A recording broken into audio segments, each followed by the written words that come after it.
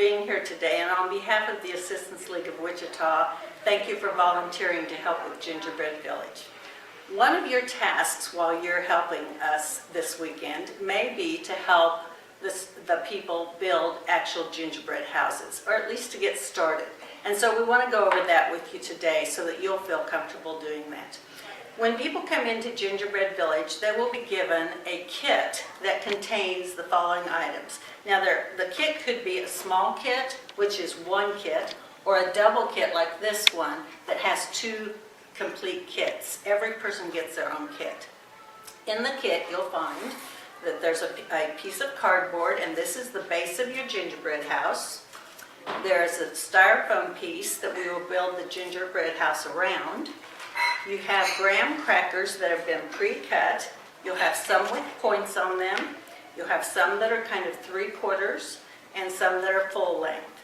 These will be the sides of your gingerbread house. Then you'll have frosting, which is the glue that you'll be building your gingerbread house with. Then there will be some cups for decorations, candies and cereals and that kind of thing. So to get started, just take some of the frosting, put it on the bottom of your styrofoam piece, and put it anywhere on your piece of cardboard. Some people like to offset it a little bit, some people like it right in the middle. There's no correct way to do that.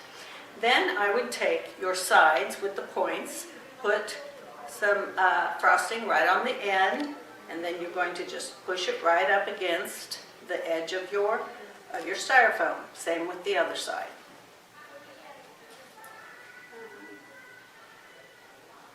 At that point, take your smaller of the long pieces of graham cracker, and on the long side, put a strip, and kind of be generous with your frosting on this, because this is what's going to hold your house together. Stick it right up there. Same on the other side.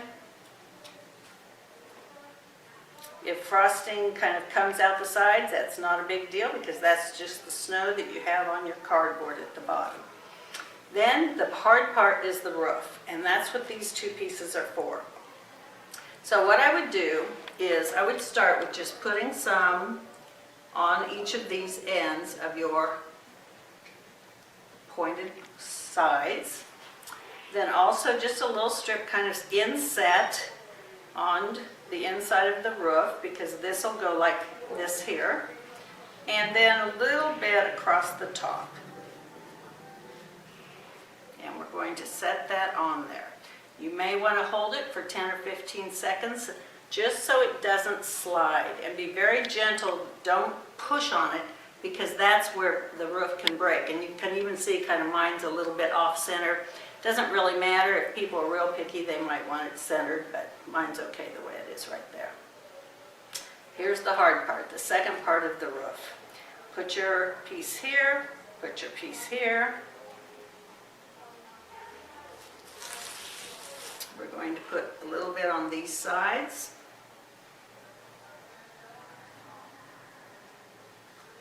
And then I would take and put a strip of the frosting along this edge, and then a strip on the inside edge.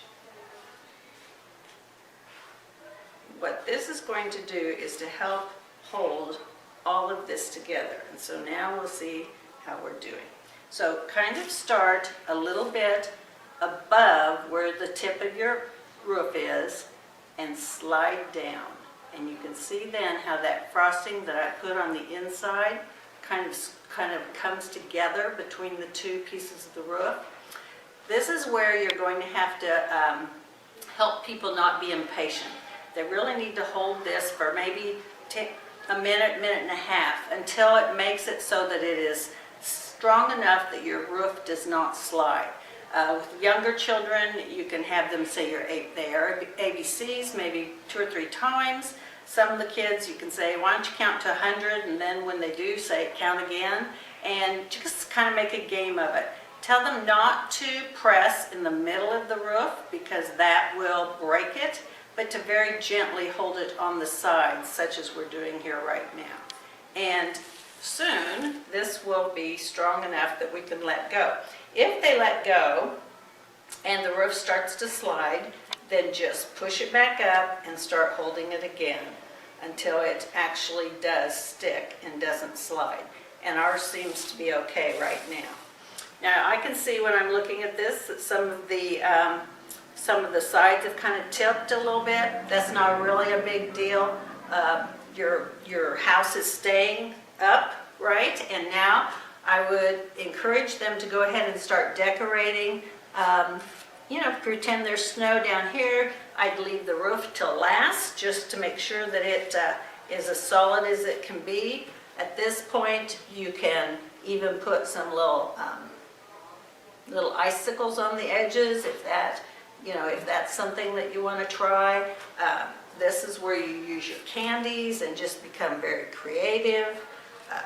Little kids will sometimes make sidewalks, whatever they want to do. At this point, it really is up to the imagination of whoever the builder is.